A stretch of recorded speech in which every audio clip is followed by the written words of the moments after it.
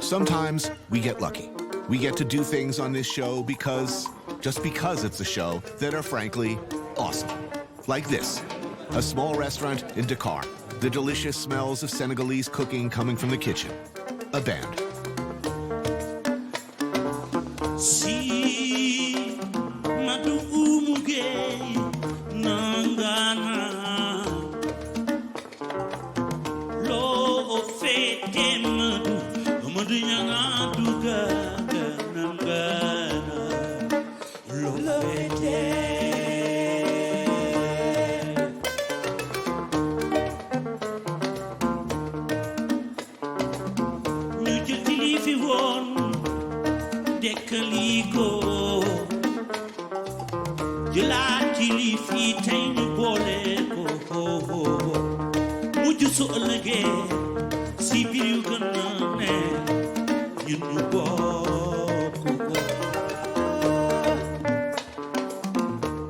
Youssou N'Dour, one of the most beloved musicians on the African continent, famous throughout the world for blending traditional music of the region with Cuban rumba, American jazz, and R&B. Mbalax, as it came to be known, has had an enormous influence on musicians worldwide, like that Sting guy, Tracy Chapman, and St. Bruce of Asbury, and most famously, his frequent collaborator, Peter Gabriel.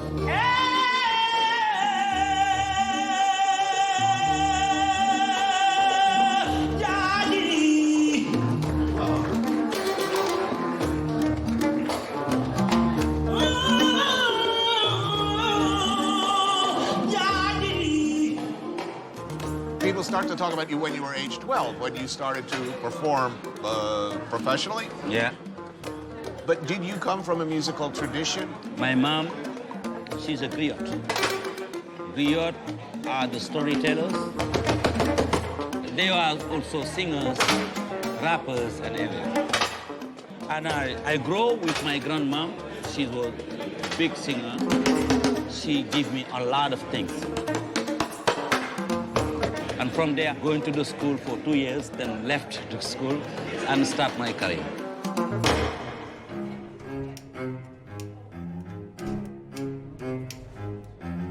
Tonight we are having a beef mafe, which is a stew thickened with ground peanuts. There are similar preparations throughout West Africa, but the Senegalese version is particularly great. Sear the beef, cook the onion, garlic, peppers, and carrots, deglaze with ground peanuts and broth, bringing up all that good stuff from the pan, then simmer until tender and awesome. Serve hot over rice. Wow. Ah. That looks good. That's good. Good. Thank you. Wow, this is very, very good. The symbol of connection Mali and Senegal is the mafe. These things you can appreciate here, you can appreciate in the Mali also. So what's the future? Future? The future, 20 years from now. Where will Senegal be? What I hope is in 20 years, Senegal is going to be the place for great and big contribution of what we call Islam.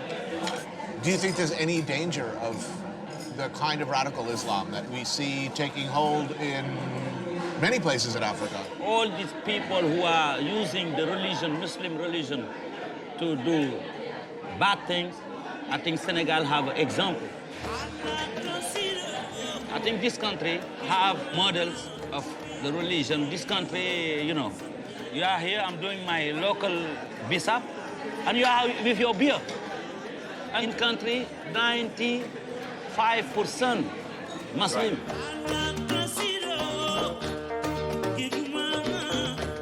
And I think this example can help the world. I hope so. Inshallah. Inshallah.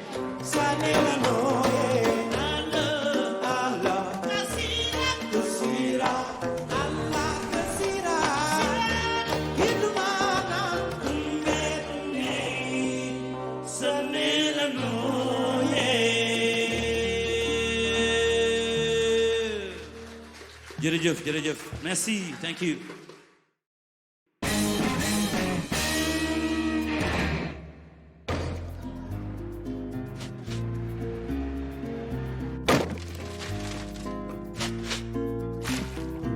Time stopped. That's what it seems like in the city of Saint-Louis when the sun is at its highest and the streets are empty. 160 miles up the coast from Dakar, the one-time capital was a hub for all French West Africa, an important port at the mouth of the Senegal River. S'il vous plaît, un baguette comme ça.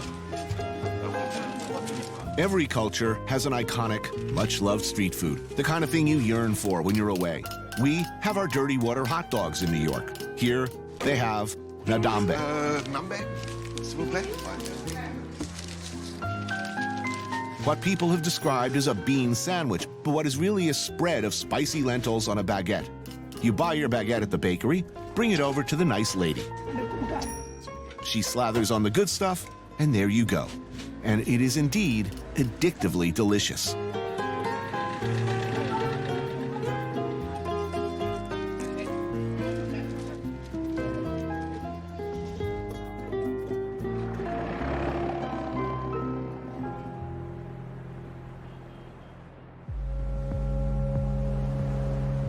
Je crois qu'on ne peut bien comprendre le cas de Saint-Louis, la situation de Saint-Louis, on ne peut bien le comprendre que si on connaît bien la géographie.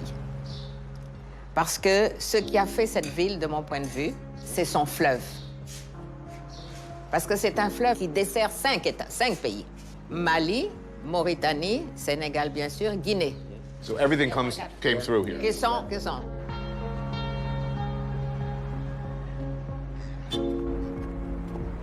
Attitudes about many things are decidedly different here.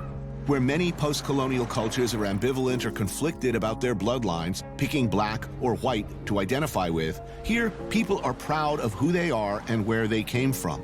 All of it. I'm curious why the post-colonial experience in Senegal is so different than the post-colonial experience almost everywhere else. I think that the pre-colonial and the colonial experience in Senegal is different also. Not only the post-colonial experience, because Saint-Louis had lots of influences, I think. Arab, Portuguese. Before that, Portuguese and English first. Yes. They were here. And after that, from Morocco. My feeling also is that because we're at the crossing of various roads, independently from the colonization period, makes the Senegalese people very open-minded, very good negotiator also.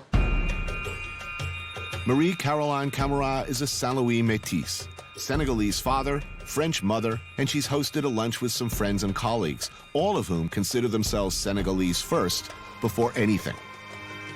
And my feeling compared to other African countries is that maybe it's come also from the Wolof women, because the Métis family here, people were really married. But at least between the Wolof standards and other were groups. recognized, you know, compared to West Indies, where even if people had, some white people had children with their slaves, they were not recognized. Here, all these children and unions were recognized. So for me, that is very special. The most richest in Senegal is our culture.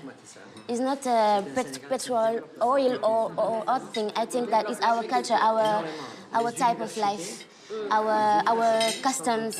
Music. Music, yes, our culinary art.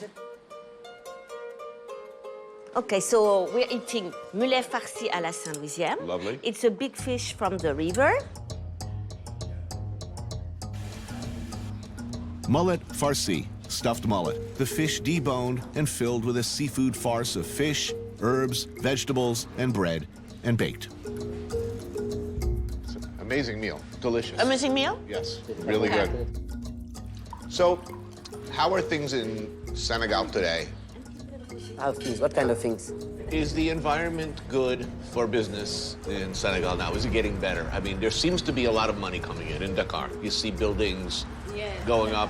Somebody's building.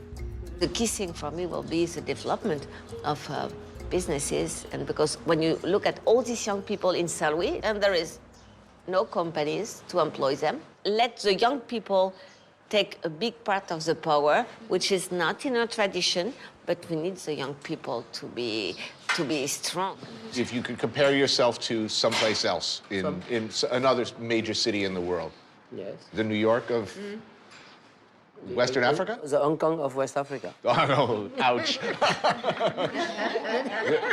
Yeah, you're right.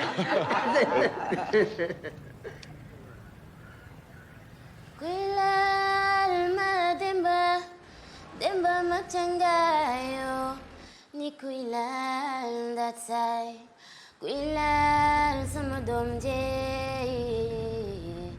ayo be yo kuilal ma demba machangayo ni kuilal datsai kuilal sama domje